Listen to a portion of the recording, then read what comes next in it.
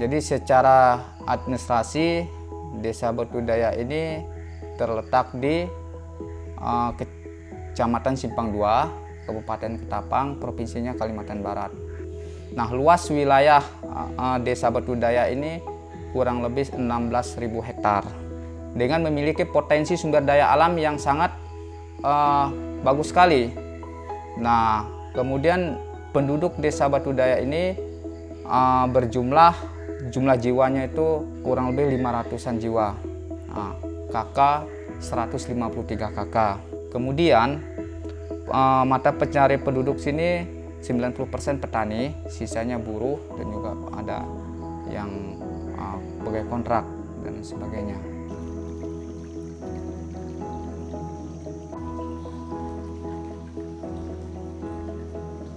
Desa Batudaya ini memiliki potensi sumber daya alam yang memang sangat luar biasa sekali sebenarnya. Bahkan ada beberapa investasi yang ada di Desa Batudaya ini yang berbasis hutan lahan seperti perkebunan sawit. Nah, kemudian masih banyak flora dan fauna yang juga masih di Desa Batudaya yang perlu kita lindungi juga. Dan potensi-potensi alam lainnya yang belum kita munculkan untuk wisata itu banyak sekali sebenarnya. Hanya memang kita belum mendapatkan perhatian dari pemerintah baik kabupaten maupun pemerintah pusat. Nah, ada pun beberapa upaya yang kita lakukan untuk usul-usul pembangunan sudah kita upayakan semaksimal mungkin. Contoh misalnya yang sangat menonjol sekali di tingkat desa kita ini adalah wisata Batudaya. Bahkan itu kan levelnya kabupaten provinsi. Nah, kita udah upayakan untuk bekerja sama dengan beberapa pihak. Bahkan banyak sekali penggemarnya, namun hal ini sama sekali belum ada respon ataupun belum diakomodir oleh para pemangku kepentingan yang punya kewenangan untuk membangun usaha ini. Kemudian juga ada beberapa air terjun di sini, kemudian ada beberapa hutan yang masih lebat, yang sumber airnya juga masih sangat bagus sekali yang perlu kita lindungi. Terus di samping itu juga kearifan lokal masyarakat sini masih menganut budaya yang cukup tinggi yang juga kita pelihara supaya seiring dan selaras dengan perkembangan zaman yang ada. Kalau seperti Batudaya itu sangat bagus sekali. Banyak potensi-potensi di situ yang bisa kita kembangkan. Misalnya ada minat khusus manjat tebing, kemudian juga misalnya ada flora faunanya yang perlu kita lindungi bersama. Di situ masih banyak orang hutannya, kemudian burung-burung enggang, burung yang dilindungi. Kemudian juga untuk misalnya wisata keluarga, juga ada air terjunnya di situ di Batudaya itu.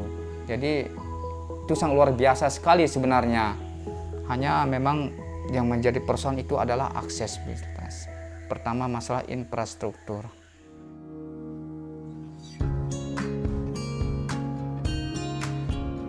Terkait dengan acara adat memang dilakukan setiap tahun kita.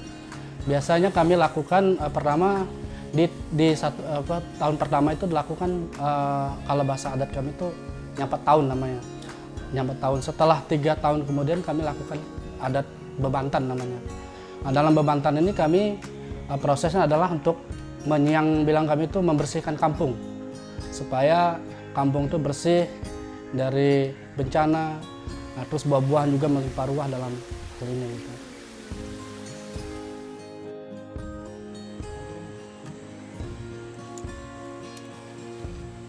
Batudaya ini kan cukup dikenal dengan mistik ya tadi Pak.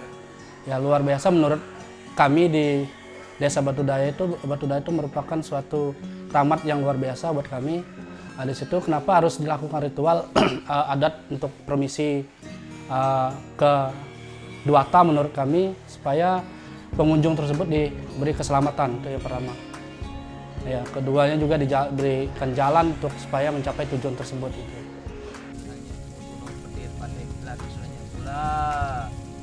Caranya juga kami datang ke musiman, yang baik ke Batudaya, secara adat Desa Batudaya. Ya misalnya nak mendang sakal mujur di jalan.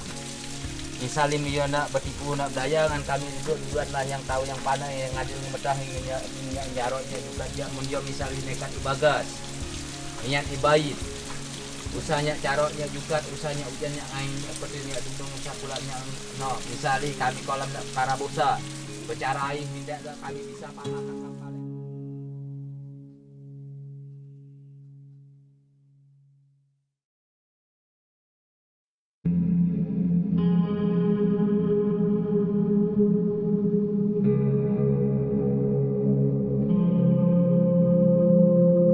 Batu Daya itu buat saya itu dia merupakan masih tebing yang sangat misteri lah.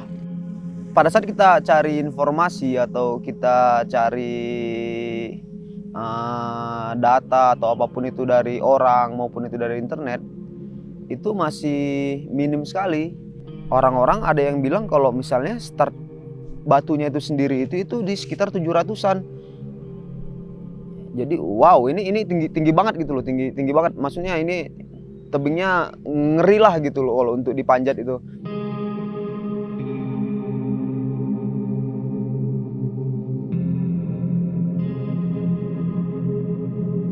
Jadi waktu pertama kita datang itu ke Desa Kranji namanya, sisi bagian utara dari Bukit Batu Daya.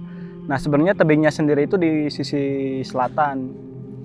Nah berdasarkan informasi yang kita himpun dari sana, ternyata terakhir kali orang ke puncaknya itu lewat trekking itu jalan biasa lewat sisi utara itu sekitar tahun 80-an, ada 70-80-an. Jadi ya menarik juga untuk kita buka jalur ke sana lagi gitu di tahun yang sekarang ini. Kita ke sana membuka jalur dan ternyata jalurnya sangat hampir seperti manjat di beberapa bagian sebetulnya. Jadi sangat kurang cocok untuk pendakian untuk wisatawan sebetulnya. Karena jalurnya memang terjal sama batu-batu, jadi begitu kita pegang batu tuh langsung pada copot lah batu itu. Karena ada beberapa medan kan yang nggak bisa benar-benar bisa dipanjat dijalani gitu. Sebagian scrambling, terus di puncaknya ternyata setelah sampai puncak itu hutan.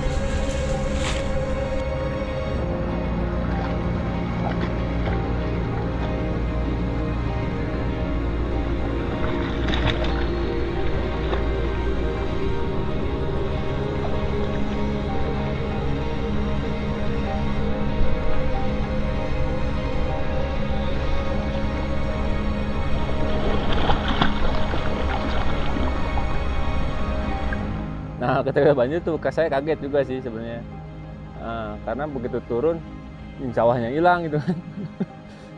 Sama jalan yang setapak yang kita lewati dari desa ke pinggiran sawah itu emang bener-bener nggak ada gitu. Pas banjir sih yang bayangin tuh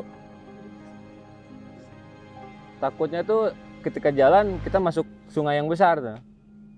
Karena bawa alat juga kan, takutnya nyemplung, ya udahlah mampus ya.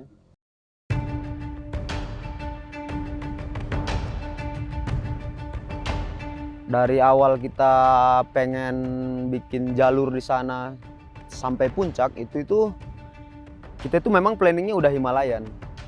Karena kalau misalnya kita pakai Alpine dan dia ternyata nggak bisa di-tread, itu rumit sekali gitu loh. Pemanjatan Himalayan ini sendiri kita itu setiap hari itu tuh menyelesaikan hanya sekitar 1 pitch sampai 2 pitch setengah lah setiap hari. Kalau di rata-rata itu sekitar cuman 1,5 pitch. Untuk pemanjatannya sendiri kita itu 8 climbing. Karena kalau misalnya dipakai free bisa aja sebenarnya, cuman kita itu harus nge-free sambil ngebor dan itu sulit sekali gitu loh. Karena memang mau dipanjat free pun itu grade-nya itu masih sulit, apalagi free plus ditambah bawa bor yang 3,5 kilo, peralatan lainnya, itu sulit sekali, makanya kita pakai 8 climbing sampai atas. Kalau pemanjatan pitch 1 itu sebetulnya kita sangat bahagia sekali waktu manjat pitch 1 itu, karena setelah bergeser ke sisi selatan kita itu memerlukan waktu 2 hari untuk mendrop logistik sampai ke kaki tebing. Jadi kalau di total kita sudah 10 harian lah di Batu Daya, dan pitch 1 itu hari pertama kita memanjat setelah 10 hari di sana. Jadi sangat excited banget di pitch 1 karena mungkin jarang orang yang pergi ke sana, terus agak rapat sebetulnya oleh pepohonan. Di 10 meter pertama itu banyak rumputan, rumput-rumput yang nempel di tebing sama lumut-lumut. Tapi pegangan ada, cuman tertutup lumut, jadi kita harus korek-korek tuh. Yang kita kira flat, setelah dipegang-pegang, dikorek, ternyata pegangan cukup dalam. Itu 10 meter pertama. Selanjutnya udah agak enak, sedikit slab, tapi pegangan lumayan kecil-kecil lah. Sloper, terus krim.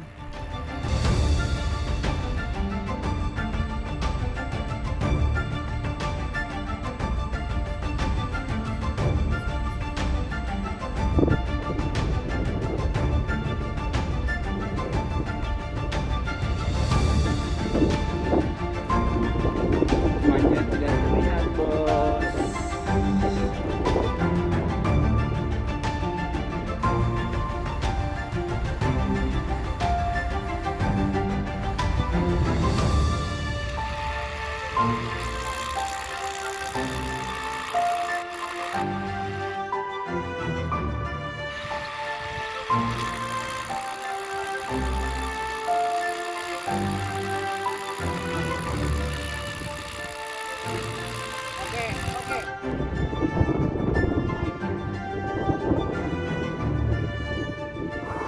Pitch yang menurut saya paling berkesan menurut saya tuh di pitch 7, 8, dan 9 sih. Karena di sisi lain posisi belayer yang kurang nyaman, nggak ada pijakan. Lalu grade di situ juga lumayan juga, dia cukup fast juga, bahkan ada yang hangnya sedikit. Jadi baik saat itu yang ngelit dan yang ngebilai pun pasti itu pasti paling seru di sana, karena ya kondisi tebingnya itu yang sangat menarik lah menurut saya. Langsung kena matahari juga, nggak ada vegetasi, jadi paling menantang lah di sana.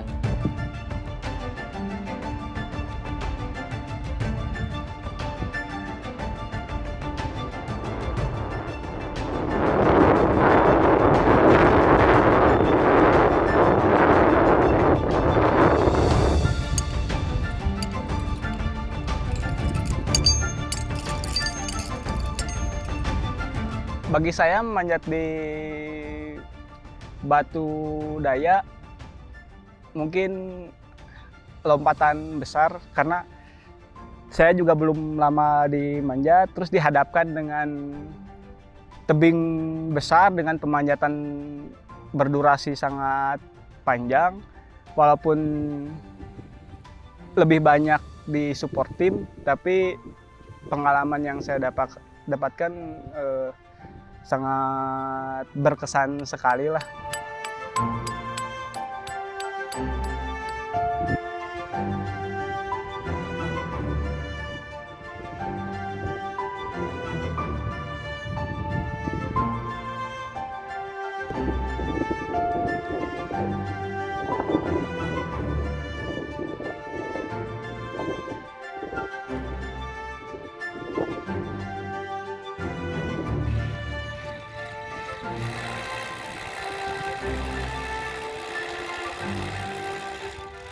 Tapi kalau misalnya ditanya jalur yang paling menarik atau yang paling berkesan lainnya itu mungkin kalau buatku itu pitch 13. Karena di pitch 13 itu hari itu kan biasanya rata-rata itu kita manjatnya cuma 2 pitch. Jadi ganti-gantian nih, saya 1 pitch, yang lain 1 pitch. Tapi untuk kemarin karena kita memang udah pakai Alpine, ya udah saya aja yang 2 pitch. Saya ngeliding di pitch 12. Itu masih biasa aja rasanya. Habis itu ngelid di pitch 13. Dimana itu saya udah mulai hitung-hitungan hanger gitu loh. Kalau misalnya bisa aja hangernya dibikin jaraknya lebih dekat atau dari jarak kayak misalnya di pitch 7 itu kan paling cuma 3 meter atau 2,5 meter. Sementara pitch 13 itu tuh panjang itu ada 45 meter gitu loh. Tapi saya harus ngabisin sekitar 12 sampai 15 hanger. Dan di terakhirnya itu yang bikin paling berkesan itu adalah saya udah nggak pakai punya apa-apa lagi. Tujuan saya udah stasiun pitchnya di situ tuh, di pohon tuh, deket lagi dari sini 7 meter lagi gitu. Ya udah dari hanger terakhir itu ya saya nyisain tenaga terakhir gitu buat manjat itu aja. Udah panjat aja, pegang rumput, yang penting pegang rumput, injek batu, pegang rumput dikit, injek batu. Akhirnya terakhir itu saya udah pas udah megang pohon itu baru udah megang pohon itu udah hampir nggak kuat gitu, saya langsung udah diem aja gitu. Senderan di pohon, diem dulu. Nah, baru saya masang tambatan buat memanjat kedua sama memanjat ketiga. Itu paling menarik buat saya tuh.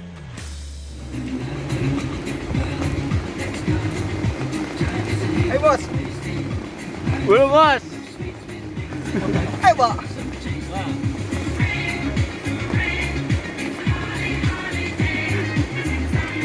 Pak, ikutin Pak.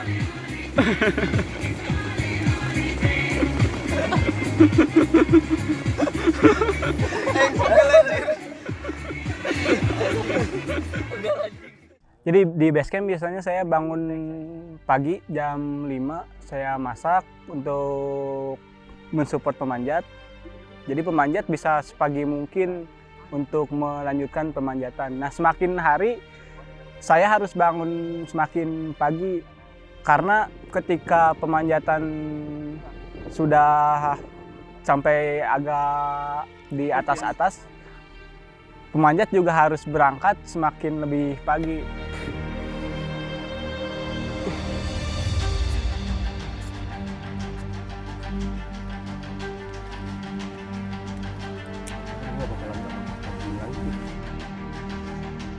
Saya itu hormatan saya dari pitch 14 atau 13 itu kan udah ketahuan sebenarnya. Oh, pinus itu puncaknya nih, pohon pinus yang itu nih. Sebenarnya bukan pohon pinus deh kayaknya, pohon cemara karena daunnya agak mirip kan. Pohon cemara itu nih puncaknya nih. Jadi saya terus aja manjat gitu. Pitch 13 itu kira-kira paling cuma 40 meter loh. Pitch 15 puncak itu paling 10 meter scrambling, habis itu kita baru full hanger. Full hanger itu di sekitar 40 meter lah paling. 40 meter itu tuh pakai cuma 4 hanger aja. Cuma 4 hanger aja. Jadi bahagianya pas nyampe puncak itu sebenarnya akhirnya nyampe puncak gitu ya. Itu bukan gara-gara udah manjat berhari-hari gitu terus nyampe puncak gitu. Enggak sebenarnya. Wah, selamat cuman pakai 4 hanger gitu loh. Wah, akhirnya selamat cuman pakai 4 hanger udah gitu. Itu doang sih. Tapi ya akhirnya kita ngerasa anjir, udah kelar ini, udah selesai lah. Tinggal perjalanan pulang gitu loh, maksudnya tinggal perjalanan pulang dan nge-clean alat gitu loh.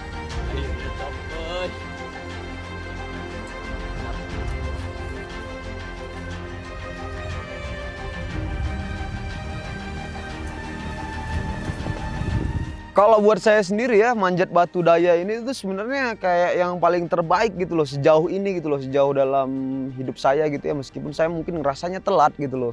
Kenapa saya harus di umur kepala 3 baru bisa ke Batu Daya gitu loh, padahal itu tebing itu saya udah tahu dari umur 20 gitu loh. Dari umur 20 tahun.